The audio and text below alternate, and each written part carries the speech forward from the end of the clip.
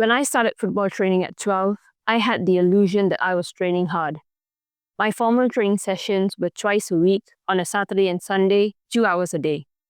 And on the rest of the days, I would go out to the field in front of my grandma's and have a kickabout with my cousins and my brother. We used to divide ourselves into positions such as striker, midfielder, defender, etc. And we'd normally play either a 2v2 or a 3v2. And we'd do that for about an hour in the evening. And because I was training as a striker, I would always get the role of a striker when I was playing with my cousins. And this was fun, don't get me wrong, which was why we did it for most of the evenings. But I made the mistake assuming that this was training and this was going to help me improve and become a better footballer. Now, this had its benefits. It wasn't all bad. This was where I actually first started practicing my shooting skills, which I did not even realize at that time that I was practicing. It was only later down the line that I realized I had actually already done the work. And even if I don't actually practice my finishing skills now, I can still always lean back on it because I had done so much of the work before. But the problem was, I thought I was working hard. And I thought I was working hard because I never actually saw what hard looked like. So whatever I was doing, I assumed it was hard work. It was only later that I realized I wasn't even close. And when I say later, I mean like 3 years later. For a long time, I didn't know what good training actually looked like. And I figured that I couldn't actually replicate what a good training session looked like because despite having my cousins and my brother, they didn't actually want to train football. They just wanted to play football. So for the first 3 years, I dabbled. And I'm not even exaggerating. The first time I learned how to do 10 kick-ups, I was 14 years old preparing for an open trial. Then when I did figure out what a good training session looked like, I wasn't doing enough. I heard all the stories about how Ronaldo would come to the training session before anyone was even there early in the morning and actually work his butt off. But I figured, cool, I couldn't do that. I had school. And so for the longest time, I actually only trained an hour a day in the evening. And even then, training for an hour alone, it felt super long to me.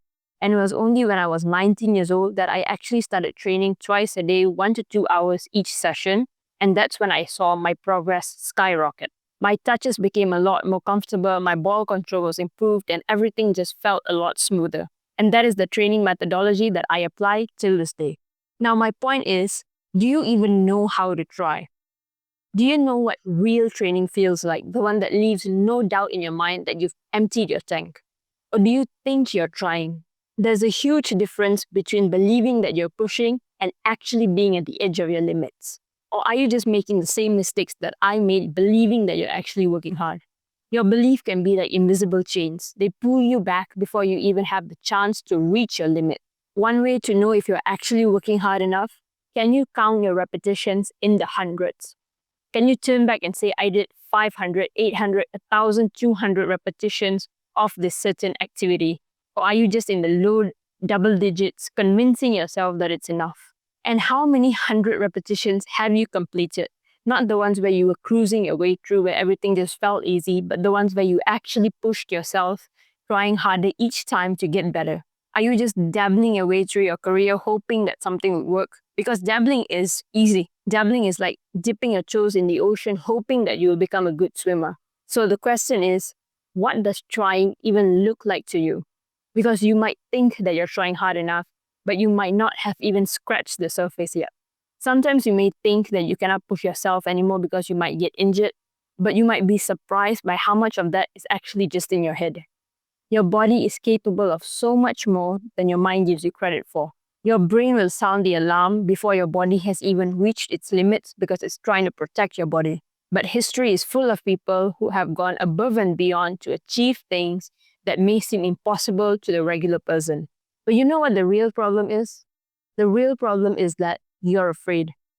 You're afraid that if you do more and that if your body can handle the more, then that will be your new benchmark for all the activities that you do in the future.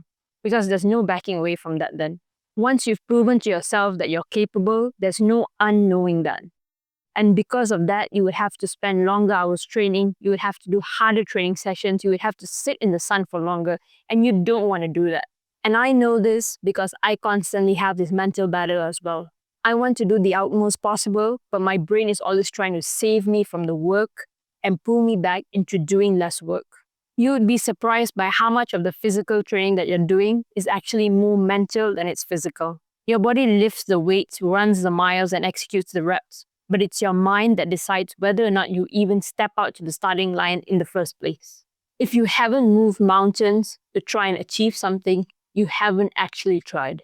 And 90% of the time, the mountains that you need to move are the mental barriers that you've created in your head of what you're capable of.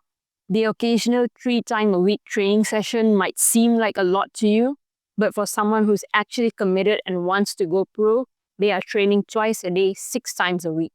And no, you might not be an academy player. You might not have teammates to train with. Your team might only be training twice a week. You might even have other responsibilities that you need to complete in your life. But you know what? Nobody gives a shit. You are still going to have to do the work. Now, is that unfair? Probably.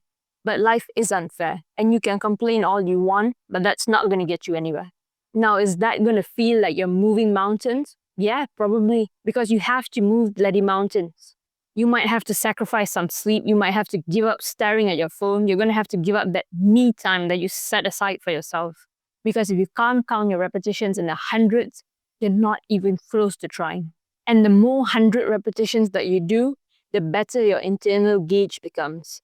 You can start to feel at exactly what 100 repetitions that you're actually going to see the progress that you want. Maybe it's 300, maybe it's 900, where all your effort is finally starting to show. And at that point, you can stop guessing, because now you know at what repetition and how much of effort it's actually going to take to see the results that you want. And then you can actually do the work and the reps that are going to bring you the most benefit. You start to train with precision and not just effort. You get to optimize, refine, and push in the smartest way possible and not just the hardest. But here's the truth that most people don't want to hear. They never even get to that point because they quit too early. They want certainty before commitment. They want to know at which 100 rep they would actually see the progress that they want before they've even broken a sweat. It's like wanting to see the view from a mountaintop without even climbing the trail. You forget that you actually have to walk the path first in order to get there. You can't measure your exact breakthrough point without first stacking hundreds and hundreds of unseen and unglamorous reps. You will get there. That is not the question. The problem is you want to know when you will get there before you've actually even taken the first step. Thank you for watching. I hope you've gained something valuable from this video.